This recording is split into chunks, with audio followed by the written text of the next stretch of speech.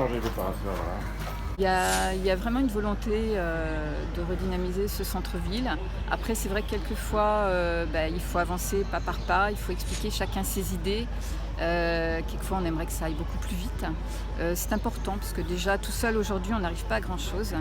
Donc, il faut vraiment unir nos forces. Et puis, on a besoin d'un partenaire comme la mairie pour avancer.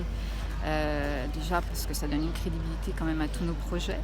Et puis parce que c'est un besoin. Bon, ce TAN manager qui doit nous être dédié bientôt, pareil, on en a besoin. On est commerçant, donc on a notre activité commerciale à côté qui nous prend une grande partie de notre temps. Et à côté de ça, on fait du bénévolat donc pour essayer de faire avancer les activités de notre ville, comme en ce moment les fêtes commerciales, etc. Et donc on a vraiment besoin de partenaires pour voir où on va. Écoutez, moi j'y crois beaucoup parce que déjà j'ai toujours été dans les centres-villes, parce qu'on a toujours connu que des centres-villes avant que ces galeries commerciales ne se mettent en place. On s'aperçoit aussi que ces galeries commerciales n'attirent plus autant les foules.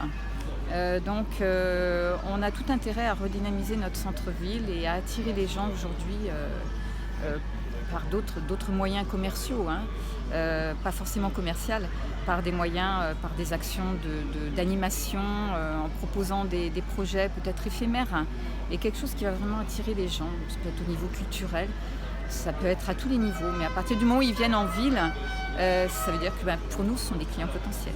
D'abord, c'est l'engagement que j'ai pris avec les commerçants du centre-ville, avec les commerçants du port. Nous avons travaillé ensemble sur une stratégie qui consiste d'abord à préserver l'équilibre entre la périphérie et le centre-ville. Ça, c'est mon engagement initial.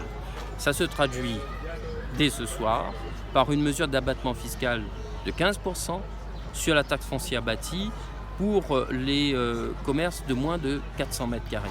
C'est là une mesure essentielle, c'est une opportunité qui nous est mise en place en 2017 lorsque le gouvernement l'a proposée, et nous allons la saisir pour que notre commerce, nos commerces en centre-ville, soient les premiers à La Réunion à en bénéficier. La ville du port est la première à mettre en place cette mesure parce qu'on a compris qu'avec les commerçants du centre-ville, les gens aiment bien dans la pratique aller vers la nouveauté, aiment bien découvrir les grandes galeries, c'est ce que nous disait la présidente de l'association de commerçants. Mais ils reviennent toujours vers leurs premiers amours, qui est le centre-ville.